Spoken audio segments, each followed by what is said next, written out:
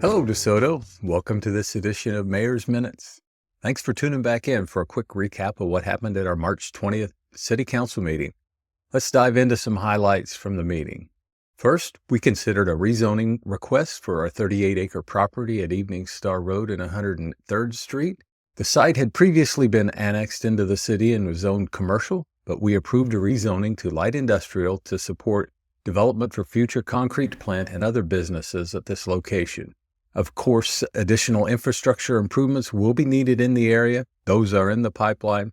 This initial action just paves the way for the project to get started, and we are expecting additional planning documents from the applicant soon. We're also getting ready to start construction of a 1.5-mile recreational trail along Sunflower Road between 91st Street and 103rd Street. You may remember that this is funded in part by a KDOT Transportation Alternatives grant that we received a couple of years ago. Last week, the council approved a contract for the inspection services to ensure that the project is built to KDOT standards, and construction is expected to begin soon, with completion by the end of the summer. With any luck, we'll be enjoying walks in the fresh air and bike rides on this new trail next fall. At our wastewater treatment plant, we approved an extension of GBA's contract to prepare a stormwater pollution prevention plan. This is part of maintaining compliance with state permit requirements and ensuring that we're managing the runoff from the site responsibly. Just another step in making sure that our infrastructure keeps pace with changing regulations and protects the environment. During our recent City Hall remodel, we uncovered a mountain of old paper records, everything from finance and court records to engineering documents. And so we're moving forward with a project to digitize these records and upgrade our document management system. In Parks and Recreation news, we accepted a proposal from Bartlett and West to update the Riverfest Park master plan. This is a refresh, not a complete rework of that master plan. It's all about gathering ideas for the future of this park. So keep an eye out for community surveys and open houses soon. Looking for input from our park users. In downtown, we talked about timed downtown parking. It's been exciting to see the increased activity in our downtown area.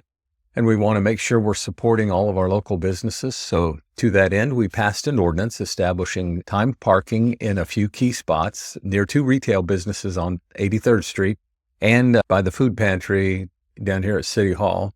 These short-term spaces are intended for quick visits, so customers can pop in, grab what they need and go, and keep those prime spots available during peak hours for those businesses and their customers.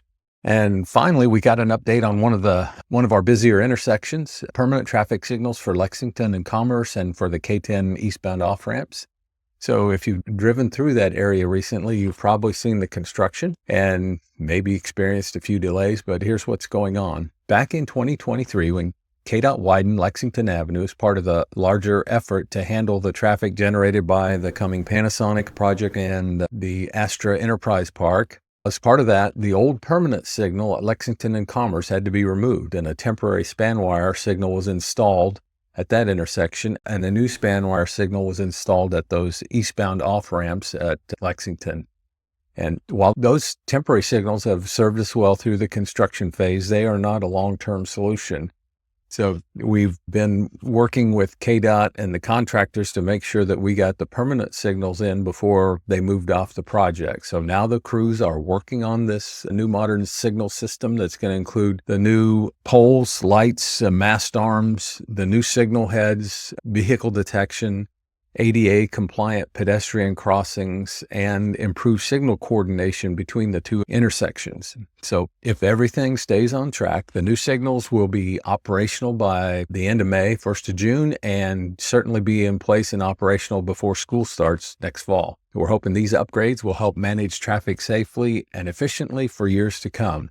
I hope you find these updates helpful. As always, if there's something you'd like to see addressed, or if you just have a question or an idea, please don't hesitate to reach out. I'd love to hear from you. And that's it for this week's Mayor's Minute. Thanks for listening. I'll see you around town.